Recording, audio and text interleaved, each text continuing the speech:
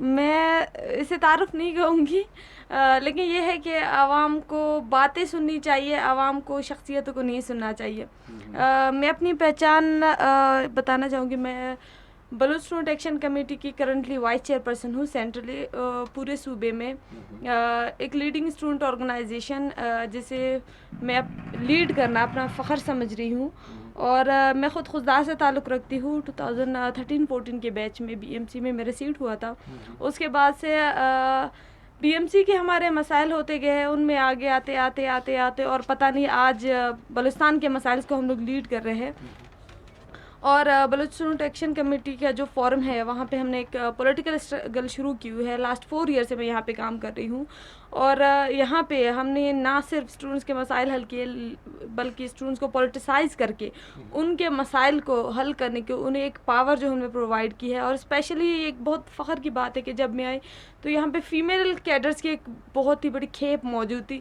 اور آج ماشاءاللہ آپ کو فیمیل کیڈرز ہر جگہ میں صوبے بھر میں سے آپ کو نظر آتے ہوں گے فیمیلز لیڈ کرتے ہوئے، نہ صرف جوائن کرتے ہوئے بلکہ لیڈ کرتے ہوئے. تو ایک فخر کی بات ہے میرے لیے اور یہی میرا تعارف ہے، یہی میرا انٹروڈکشن ہے.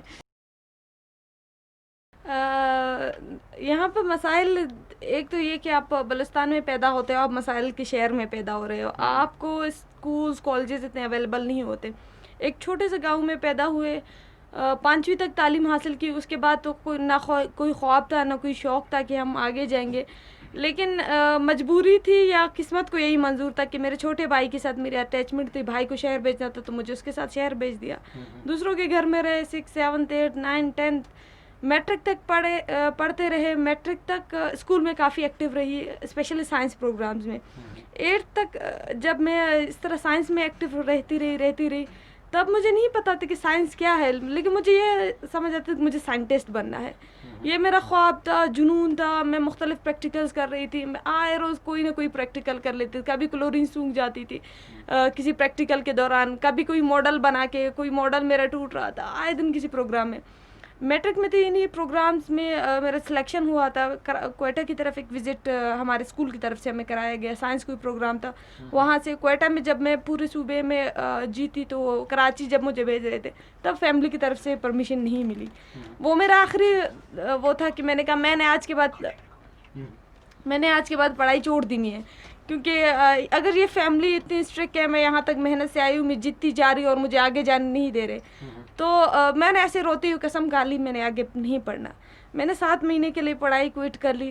لیکن 7 مہینے جب میں گھر میں بیٹھی رہی، میرے پاس پیڑوں اور جانداروں اور ان کے سوا کچھ نہیں تھا. میں پیڑوں کا خیال رکھ رہی تھی. میں گھر میں کام وام تو نہیں جانتی تھی، البتہ میں بھیڑوں کے ساتھ جا رہی تھی، کبھی کسی ریوڑ کے ساتھ، کبھی کسی کے ساتھ. گاؤں میں میری لائف مجھے لگ رہا تھا فل ختم ہوتی جا رہی ہے. کتابوں سے دور مجھے جو ایگزاسٹ ہو چکی تھی. اس کے بعد پھر میں شہر چلی گئی، واپس خضدار چلی گئی تو کالج میں ایڈمیشن لی. اب ملی کالج میں پڑھنا مشکل تھا. وہ کتابیں جیسے میں اردو میڈیم سے آئی تھی، انگلش میڈیم میں پڑھ نہیں پا رہی تھی. ایک فرینڈ مجھے لے گئی اکیڈمی داخل کرانے، تو ہمارے پروفیسر تھے سر رزاق، جیسے ہی مجھ سے پوچھنے لگے کہ آپ کہاں سے تعلق رکھتے ہو. میں نے اپنا بیک گراؤنڈ بتا دیا. ہم لوگ ایک قبائلی خاندان سے، ایک رائل فیملی تھی. تو جیسے ہی انہوں نے سنا کہ انہوں نے کہا کہ آپ لوگ کے خاندان لائک زہری کاسٹ، آپ لوگ کے خاندان والے پڑھتے نہیں تو پھر آپ کیوں آئے ہو. میں نے کہا سر بس کوشش ہے، چلے چھوڑے. وہ پہلا اسٹیپ تھا میرے خیال سے میرے کامیابی کی طرف. اور اسی دن سے جتنا میرے ٹیچرس نے مجھے موٹیویٹ کیا، کالج تو میں نہیں جا سکی لیکن میں اکیڈمی پڑھنا شروع کیا. میں نے وہ لاسٹ 1 منتھ فرسٹ ایئر میں نے پڑھا، نیکسٹ ایئر میں نے سیکنڈ ایئر پڑھا. سیکنڈ ایئر ختم ہو رہا تھا تب میں نے اپنے والد سے خواہش ظاہر کی کہ میں جو ہے نا، میرا خواہش تھا تو میں انجینئرنگ پڑھوں، لیکن مجبوراً میں نے پری میڈیکل اٹھایا. اب میں CSS کروں گی، میڈیکل میں نہیں جاؤں گی. لیکن والد نے کہا نہیں، اگر آپ کو بننا ہے تو آپ ڈاکٹر بنو، نہیں تو آپ ٹیچنگ کر لو. اس کے بعد پھر کہا کہ نہیں، اگر مجھے اپنی آزادی چاہیے تو مجھے اپنے والد کے کم سے کم 1-2 باتوں کو ماننا ہوگا. میں ڈاکٹر بن کے اپنی آزادی لے سکتی ہوں. ڈاکٹر کی طرف آنا ان کے میرے فادر کی خواہش تھی اور یہ میری آزادی کی خواہش تھی. میں نے کہا اگر مجھے آزاد ہونا ہے تو مجھے ان کی خواہشوں کو پورا کرنا ہوگا. پہلی اٹیمپٹ میں سیٹ ہو گیا. اس میں اپنے ڈسٹرکٹ میں ٹاپ پہ آئی تھی. میں کسی اور اس کی طرف بھی جا سکتی تھی، کسی اور صوبے کی طرف بھی جا سکتی تھی، لیکن خوف تھا، نہ کوئی جان پہچان تھی نہ کچھ اور. پنجاب کے صوبوں میں میرے سیٹ ہو رہا تھا میڈیکل کالجز میں، لیکن میں نے چنا BMC. اور یہی میری خوش بختی تھی کہ اگر میں BMC میں نہیں آتی تو میں اس طرح ایکٹیو نہیں ہوتی, میں کسی اور صوبے میں جاتی, میں بہت ساری چیزیں سیکھتی. لیکن بلوچستان کے ماحول میں جو میں نے سیکھا ہے, یہاں پہ سارا پورا بلوچستان گیدر ہوتا ہے. جیسے میں خضدار سے نکلی تو مجھے نہیں پتا تھا کیا ہوتا ہے مکران, کیا ہوتا ہے مکران کے لوگ, کیا ہوتا ہے گوادر, کیا ہوتا ہے باقی آپ کی جو ڈویژنز ہے. یہاں پہ جو انٹر مکسنگ ہوئی, اس کے بعد جو پرابلمز ہمیں فیس ہوئے, پھر اس کے لیے ہم نے جو احتجاج کیے, تو ان تمام چیزوں نے آپ کو, وہ کہتا ہے ہر ضرب کے بعد آپ اور مضبوط ہوتے ہیں. دیکھیے ایشو یہ ہے کہ بلوچستان میں ایجوکیشن کے آپ کو پتہ ہے کتنے مسائل ہیں. جب بھی ہم لوگ جاتے ہیں کسی مسئلے کے حل کے لیے تو ہمیں یہی کہا جاتا ہے یہ آپ کا بلوچستان ہے, یہ غریب صوبہ ہے. لیکن ہم چاہتے ہیں کہ ہمیں ایجوکیشن ایکول دی جائے, جو کہ جی جو SNDGs میں گول بھی ہے آپ کا کہ سب کو ایکول آپ ایجوکیشن دو. تو ابھی جو مسئلہ ہو رہا ہے آن لائن کلاسز کا, تو آپ کے وہ لوگ جو سٹیز میں بیٹھے ہوئے ہیں یا پھر وہ پیریفری میں بیٹھ کے بھی DSL افورڈ کر پا رہے ہیں, وہ کلاسز لے پا رہے ہیں, لیکن وہ باقی تمام اسٹوڈنٹس جو ہم جیسے ہیں درمیانہ طبقے سے, وہ افورڈ نہیں کر پا رہے یا ان کے پاس انٹرنیٹ ہی موجود نہیں ہے. تو ان اسٹوڈنٹس کا کیا قصور؟ تو اس کے لیے ہم نے ایک موومنٹ چلائی. پہلا آئی تھنک رمضان کے مہینے میں, شاید مئی تھا میرے خیال سے, تب ہم نے HEC کو ایک لیٹر لکھا تھا, کوئی رسپانس نہیں آیا. پھر ہم نے ایک آن لائن کیمپین چلائی, کوئی رسپانس نہیں آیا. دین جب ہماری یہ ایکٹیویٹیز تو کچھ اور اسٹوڈنٹس تھے جو پنجاب سائڈ بلوچستان کے تھے لیکن پنجاب سائڈ پہ پڑھتے تھے, انہوں نے اپنے اپروچ کیا کہ آ جائے کلیکٹیو اسٹرگل کرتے ہیں. تو جیسے ہی ہم ساتھ ملے, اس کے بعد ہم نے کنٹینیوس اسلام آباد میں ہم نے 3 دن کا کیمپ لگایا, پھر کراچی میں 3 دن کا کیمپ لگایا, پھر گوادر میں, پھر تربت میں, پھر پنجگور میں, پھر کلات میں, پھر خضدار میں, کنٹینیوسلی چلتے جا رہے تھے. اس کے بعد ہمارا پروٹیسٹ جو احتجاجی کیمپ ہو رہا تھا کوئٹہ میں, یہ 3rd ڈے تھا جو ہمارے کیمپ کا. تو ہم نے اپنے پوسٹرز اٹھائے, ہم نے کہا یہ پوسٹرز ہم ہائی کورٹ کے سامنے آویزا کر دیں گے. یہ ہمارے پروٹیسٹ کا وہ تھا کہ ہم اسے اینڈ اپ اس طرح کریں گے, ہم یہ پوسٹرز وہاں پہ آویزا کریں گے تو ہمارا کیس مضبوط ہو جائے گا ہائی کورٹ میں جو کیس چل رہا ہے. لیکن ہم جیسے ہی نکلے تو اس پر جو ہے نا پولیس نے دھاوا بول دیا اور گرفتاریاں ہوئے. تو ان چیزوں نے کیس کو, لوگ کہہ رہے ہیں کہ ہائی لائٹ کیا ہے, ہم کہتے ہیں کہ اس کو اور خراب کر دیا ان چیزوں نے. اب لوگ گرفتاریوں کے لجم معیار اور اس چیز کی باتیں کر رہے ہیں لوگ. اب واپس ان کا جو مدعا تھا آن لائن کلاسز کو سے ہٹ چکے ہیں کسی اور رخ پہ, یعنی جان بوجھ کے شاید یہ گرفتاری عمل پہ آئے گی تاکہ کوئی کہہ رہا ہے کہ ہمارے بہنوں کی چادر کھینچی گئی, کوئی کہہ رہا ہے کہ ہمارے اسٹوڈنٹس پہ تشدد ہو. ہاں یہ سب ہوا, لیکن آپ مدعے سے تو نہ ہٹے. روڈ پہ ہم کیوں آئے؟ پہلا سوال تو یہ, ہم روڈ پہ کیوں آئے؟ آن لائن کلاسز تو ابھی بھی چل رہا ہے, جو ایشو ابھی تک حل بھی نہیں ہوا. اس کے بعد ہماری مذاکراتی ٹیم بھی بنی تھی اور 4 ہمارے مذاکراتی میٹنگز بھی ہوئے تھے گورنمنٹ آف بلوچستان کے ساتھ. لیکن جو لاسٹ میٹنگ ہوئی تھی وہ تمام VCs کے ساتھ ہوئی تھی, اور VCs کسی بات پہ بھی ایگری نہیں ہے, نہ وہ یونیورسٹیز کھولنے کا ارادہ رکھتے ہیں, نہ وہ ہاسٹلس کھولنے کا ارادہ رکھ رہے ہیں. وہ کہہ رہے ہیں جیسا چل رہا ہے اسی چیز کو کنٹینیو رکھے. جس چیز کے ہم خلاف پروٹیسٹ کر رہے ہیں وہ کہہ رہے ہیں وہی چیز کنٹینیو.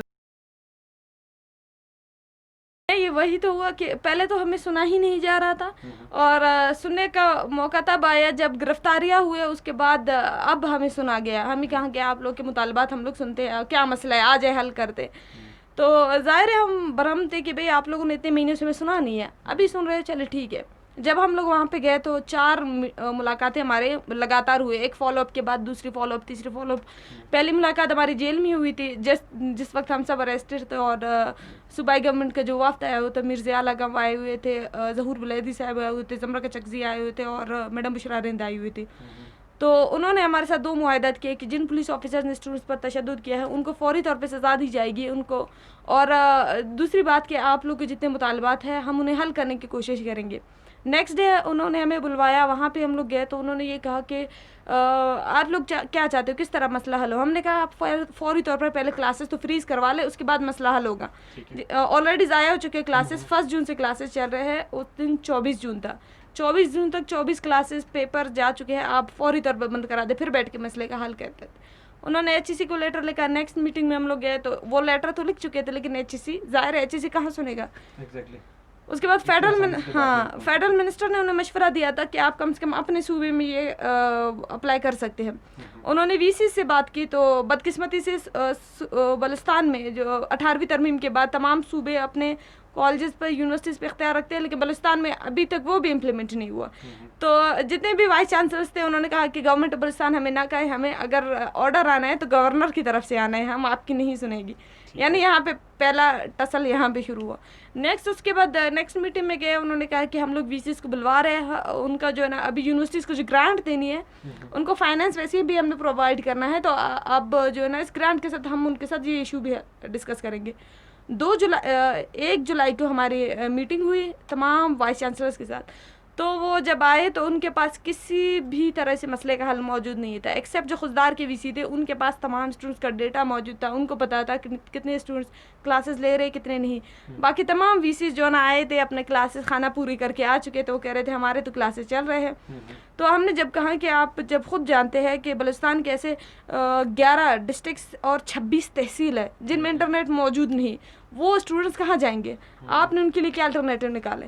तो कह रहे थे कि ज़ाहिर है कोविड है, इमरजेंसी है, हमें ये चीज़ चलाना होगा, जितने ले रहे हैं कम से कम वो तो ले, जो नहीं ले पा रहे खैर है। हमने कहा कैसे खैर है, फिर हाँ ओनली बकौल खुददार के जो वीसी थे उन्होंने कहा ओनली 34% हमारे बच्चे क्लासेस ले पा रहे, तो 34 वो ले पा रहे हैं, 64 जो बच रहे उनका 66% जो बच रहे उनका क्या कसूर, क्या वो फीस पे नहीं कर रहे, क्या वो इस कौम के मुस्तकबिल से नहीं, एक भी स्टूडेंट्स अगर रह जाते हैं रिस्पॉन्सिबिलिटी किसकी, इस गवर्नमेंट की है।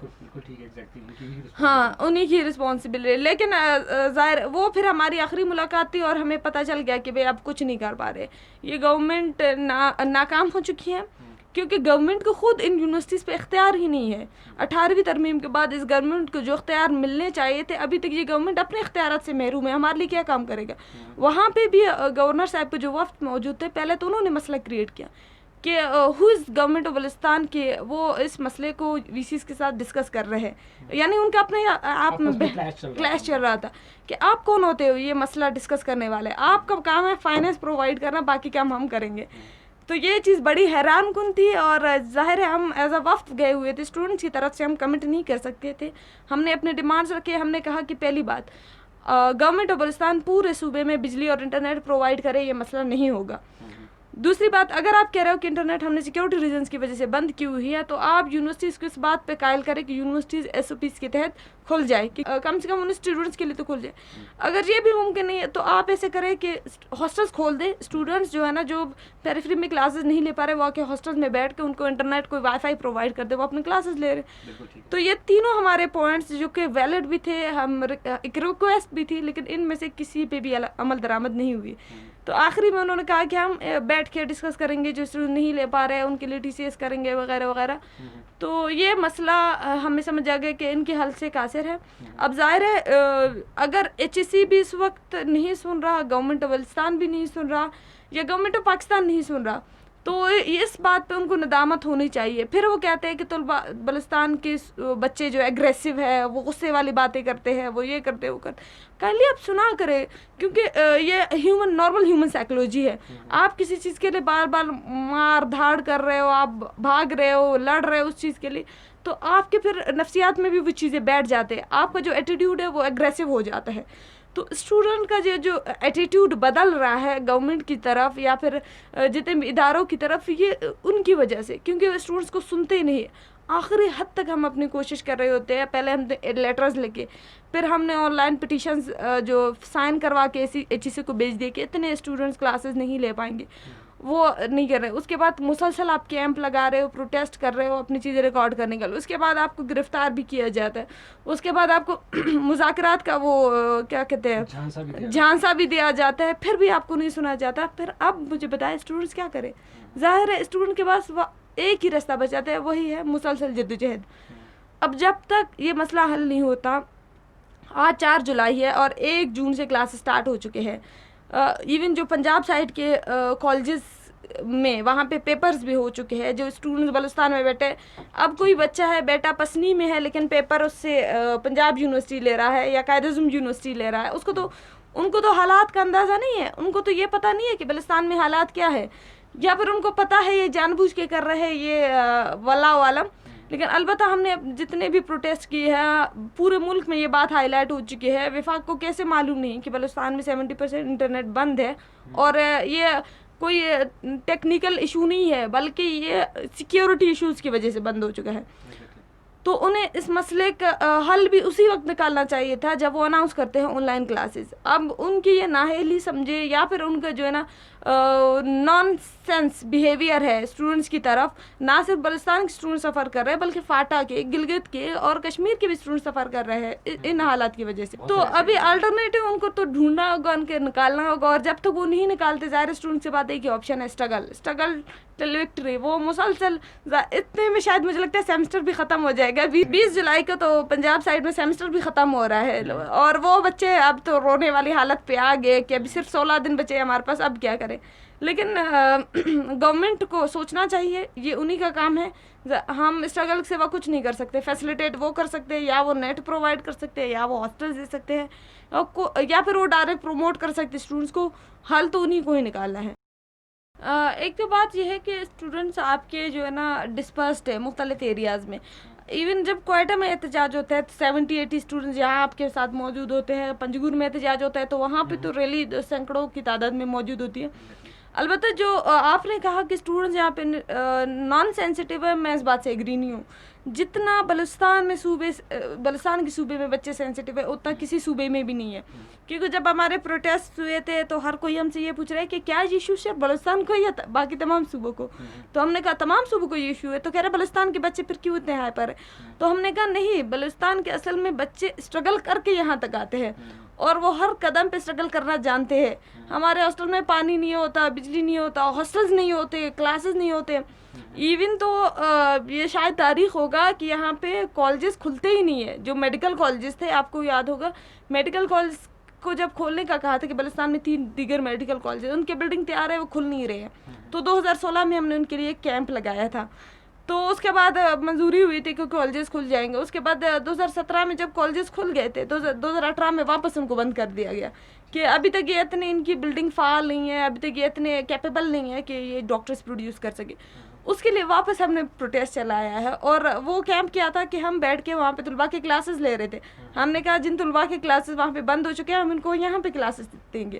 وہ ایک تاریخی پروٹیسٹ تھا، اور آج تک طلباء اسی بات پہ خوش ہے کہ ان کے کالجز انہوں نے خود گین کیے ہیں، گورنمنٹ میں انہوں نے نہیں دیے. انہوں نے خود اسٹرگل کر کے روڈ پہ بیٹھ کے گرمی میں، دھول میں، مٹی میں بیٹھ کے انہوں نے کلاسز لی ہے، جس چیز نے گورنمنٹ کو مجبور کر دیا کہ اس نے ان کے کالجز کھول دیے.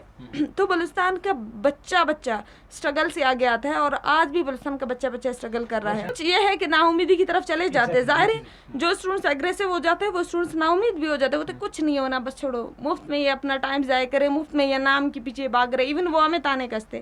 ہم کہتے ہیں جناب اس چیز کے علاوہ ہمارے پاس کوئی آسرا نہیں. یہ ایک قانونی چیز ہے، یہ آپ کا ایک رائٹ ہے. دنیا بھر میں اسٹوڈنٹ جو ایکٹیویٹیز ہوتے ہیں، اسٹوڈنٹ ایکٹیوسٹ ہوتے ہیں، وہ اپنا رائٹ انہی طریقوں سے لیتے ہیں.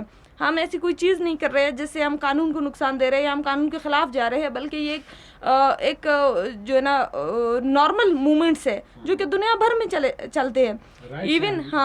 ایون باقی دنیا میں اسٹوڈنٹس ملک کے بجٹ میں ان کا کردار ہوتا ہے، یا پھر جو اسٹوڈنٹ یونینز ہوتے ہیں وہ یونیورسٹی کے سینڈیکیٹ کے ساتھ ان کا وفد بیٹھا ہوتا ہے، اور اسٹوڈنٹس کے لیے جو فیصلے لیے جاتے ہیں اسٹوڈنٹس کو سنا جاتے ہیں. پہلی تو بدقسمتی یہاں پہ اسٹوڈنٹس یونینز بین ہے. ضیاء کے گورنمنٹ کی جانب جب ضیاء کی دور حکومت میں وہ بین ہوتے ہیں، اس کے بعد ضیاء کو لعن طعن تو ہمارے سارے لوگ کرتے. ضیاء نے یہ کیا، وہ کیا، ڈکٹیٹر تھا، فلاں تھا، فلاں تھا. لیکن یہی لوگ جب ان کے پاس موقع آتا ہے اسٹوڈنٹ یونینز کو بحال کرنے کے تو نہیں کریں گے. تو وہی جو چیز کنٹینیو چل رہا ہے. اسٹوڈنٹ یونینز اگر بحال ہوتے وہ سینڈیکیٹ کے ساتھ بیٹھ کے اسٹوڈنٹس کے جو مسائل تھے ان کو حل کر سکتے تھے. اسٹوڈنٹس اس طرح سے روڈوں پہ بار بار نہیں آتے. تو پہلی بدقسمتی یہ ہے. دوسری بدقسمتی یہ ہے کہ یہاں پر پلاننگ مینجمنٹ کی بہت بہت کمی موجود ہے. ہمارے ادارے فیصلے تو لیتے ہیں لیکن ان کے پاس پلاننگ اور مینجمنٹ نہیں ہوتی. ان کو نہیں پتا اس فیصلے کے بعد کتنے لوگ سفر کرنے والے ہیں. اور نہ صرف ہم اسٹوڈنٹ سفر کر رہے ہیں بلکہ ہمارے ٹیچرز بھی تو سفر کر رہے ہیں. جو ٹیچرز الائنس تھی، ٹیچرز کی الائنس تھی، ہم ان سے بھی مل چکے ہیں اور ان کے ساتھ ہماری پینل ڈسکشن ہوئی تھی. تو پروفیسر باقی جب تک جو بلوچستان یونیورسٹی کے پروفیسر ہے وہ کہہ رہے تھے کہ ہم خود ابھی تک اتنے ٹیکنیکل نہیں ہے کہ ہم لیپ ٹاپ چلا سکیں, اور آرڈر ہے ورک فرام ہوم. اب سب کے ہوم تو کوئٹہ میں موجود نہیں, کسی کا ہوم منگچر میں بھی موجود ہے, کلات میں بھی موجود ہے, تربت میں, ادھر تو نیٹ نہیں ہے, ادھر تو نیٹ نہیں ہے. اب ٹیچرس کالونیز یا پھر جو بھی ہے ٹیچرس پہلے یہاں پہ گھروں میں تھے, ہاسٹلز میں تھے, اب سب کچھ بند ہے, وہ ٹیچر آ کے کہاں رہے. تو یہ مسائل ٹیچر اسٹوڈنٹ دونوں فیس کر رہے ہیں. اور جن لوگوں نے یہ جو فیصلہ لیا تھا کہ آن لائن سب کچھ آن لائن ہونا ہے, اور نیٹ کا بھی ان کو پتا ہوگا کہ نیٹ اس طرح بند ہے, تو یہ چیزیں کیسے ہوں گی. یہ تھوڑا نہیں, بہت زیادہ نیگیٹو امپیکٹ پڑتا ہے. جب ہم گرفتار ہوئے تھے لوگ حیران تھے کہ آپ لوگ تو ایک رائٹ کے لیے بھی انٹرنیٹ نہیں ہے ہمارے پاس, آن لائن کلاس ایک رائٹ کے لیے اٹھے تو آپ لوگ گرفتار ہو چکے ہو. دنیا بھر سے ہمیں کالز آ رہے تھے, لوگ ایسے ٹوٹے ہوئے تھے. میری ایک فرینڈ ہے, مجھے کال کر کے کہتی کہاں ہو, میں نے کہا جیل میں. کیا کہتے واٹ, دماغ خراب ہے ان کا کیا, یہ ہمیں پڑھنے دینا نہیں چاہتے. اس کی پہلی بات یہی تھی. تو یہ چیزیں نا امید کرتے ہیں, لیکن جو اسٹوڈنٹ موومنٹس ہوتے جو بار بار اٹھ رہے ہوتے یہ امید دلا رہے ہوتے اسٹوڈنٹس کو. پہلے جو آپ کے پروٹیسٹ ہوتے تھے ہمیں آئیڈیا ہے کہ وہاں پہ فیمیلس تو آتے ہی نہیں تھے, میلز بھی گنے چنے 5 یا 10 ہوتے تھے, یا وہی جو ہماری طرح رگڑے کھا کے ادھر آئے ہوئے تھے. لیکن آج آپ کی ایلیٹ کا بچہ بھی اٹھ کے آپ کے ساتھ بیٹھا ہوتا ہے, اور جو سب سے نچلے طبقے کا بچہ ہوتا ہے وہ بھی آپ کے ساتھ بیٹھا ہوتا ہے. یہ چیزیں جو آپ مسلسل ان کا امپیکٹ دیکھیں گے نا, یہ لوگوں کو بہت اچھی طرح موٹیویٹ کر رہے ہیں, بہت اچھی طرح. ان کو پتہ چل رہا ہے کہ جو چیز آپ کی قانونی رائٹ ہے, آپ کو اس کے لیے اسٹرگل کرنے کے لیے, آپ کو اس کے لیے اسٹرگل کرنا بھی آپ کا قانونی رائٹ ہے. آپ خاموش رہیں گے تو آپ کی نسلوں کو وہ چیز نہیں ملے گی.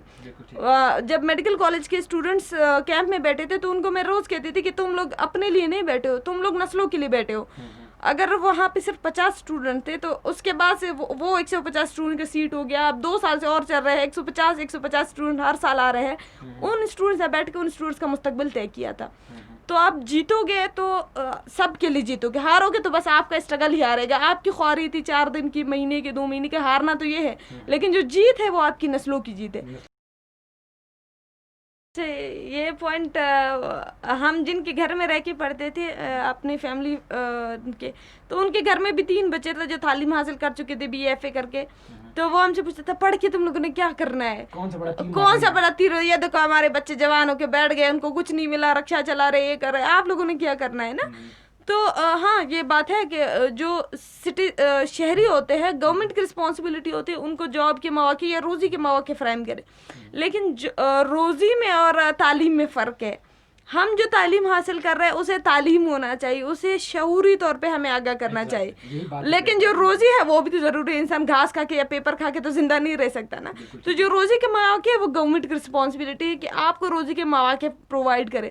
جتنے بھی وہ بنے ہوئے ہیں, ابھی دیکھو پروجیکٹس, ڈیولپمنٹ کے پروجیکٹس تو بن جاتے ہیں. بدقسمتی سے آپ دیکھیں بلوچستان میں کتنے سارے پروجیکٹس ہیں, ریکوڈک کا پروجیکٹ ہے, سوئی کا پروجیکٹ ہے, یا آپ دیکھ لیں CPEC کا پروجیکٹ ہے. اسی طرح باقی ایریاز میں اس طرح کے, کراچی میں جو پورٹ کا پروجیکٹ ہے. تو یہ پروجیکٹس لوگوں کو اگر نوکریاں پرووائڈ نہیں کر رہے تو یہ کن کو پرووائڈ کر رہے ہیں. یہ صرف ہمارے صوبے کا یا اس ملک کا مسئلہ نہیں ہے, یہ پورا ایک انٹرنیشنل مسئلہ ہے. انٹرنیشنلی طور پہ اس کو آپ کیا کرو گے, جو امپیرلزم ہے, جو سامراجی نظام ہے, وہ عوام کو دن بدن نیچے کی طرف لے جاتی جا رہی ہے. دیکھیے اب میں بھی یہی کہہ رہی تھی کہ روزی میں اور تعلیم میں فرق ہوتا ہے, اور یہ فرق ہمیں کون بتائے گا, ہمارا نصاب بتائے گا. ہمارا نصاب اس طرح کریٹ ہی نہیں کیا جاتا کہ آپ کو یہ سکھا سکے کہ آپ کا معاشرہ کیا ہے, معاشرے کو سمجھنا کیا ہے, تعلیم کیا ہے. تعلیم نہ صرف نوکری یا پیسے کا ذریعہ نہیں ہے, تعلیم آپ کو شعوری طور پر انسان بنانے کا. آپ انسان پیدا ہوئے ہو لیکن آپ کو انسان آپ نے خود بنانا ہے. ہمارے معاشرے کی 50% برائیاں ہیں, 50% تو ظاہر ہے ہمارا سسٹم کریٹ کر رہا ہے, جو جاب لیس ہے لوگ, یا پھر جو ہمارے میڈیا ہے وغیرہ, یہ مطلب بہت سارے امپیکٹس ہیں. 50% ہماری نصاب کی غلطی ہے کہ ہمارا نصاب ہمیں وہ تمام چیزیں سکھا نہیں رہا جو سے سکھانے کی ضرورت ہے, ہمیں شعوری طور پہ آگاہ نہیں کر رہا. اس وجہ سے بچے جو جیسے ہی لگ جاتے ہیں کہ ریس میں, جو اوشو نے بھی لگا تھا تعلیم و انقلاب, بچے ٹیچر بھی ان کو ریس میں 1st division 2nd division 3rd division, پہلا ریس تو یہاں سے شروع ہوتا ہے. 1st فرسٹ آنا ہے. اس کے بعد آتے ہیں جو اتنے کم ہیں انسٹیٹیوٹس میرٹ کے نام پہ داخلہ ملنا, یہ ریس. اس کے بعد جو ہے نا جاب کے لیے ریس. تو جب یہ تمام ریس لگے ہوں گے, لوگ کدھر اس کے لیے شعور کے لیے پڑھیں گے؟ لوگ تو ریس جیتنے کے لیے پڑھیں گے. تو یہ ریس سسٹم ہی ہمارے سسٹم کو خراب کر رہا ہے. میں لوگوں کو یہی میسج دینا چاہوں گی کہ جو آپ کا حق ہے اس کے لیے چاہے آپ کہیں بھی سے مرد بھی جاؤ اپنا حق لے لو. اسپیشلی آپ کا تعلیمی حق, یہ آپ کا قومی حق ہے, یہ آپ کا مذہبی حق ہے, یہ آپ کا انسانی حق ہے. کسی بھی طریقے سے یہ آپ کا حق ہے, اس حق کے لیے اسٹرگل کرو. نہ صرف آپ بلکہ آپ کے گھر کے تمام افراد. تعلیم صرف مرد کے لیے نہیں, عورت کے لیے بھی ہے. جب مرد اسٹرگل کرے گا تو عورت کو بھی اس کے لیے اسٹرگل کرنا ہوگا. ہم سب کو آگے آنا ہوگا, تعلیم حاصل کرنا ہوگا, اور وہ تعلیم جو ہمیں شعور دے. نہ صرف ہمیں روزی روٹی کے لیے آپ کی جو اسٹرگل ہے وہ الگ ہونی چاہیے, تعلیم کے لیے آپ کی اسٹرگل الگ ہونی چاہیے, شعور کے لیے اسٹرگل الگ ہونی چاہیے.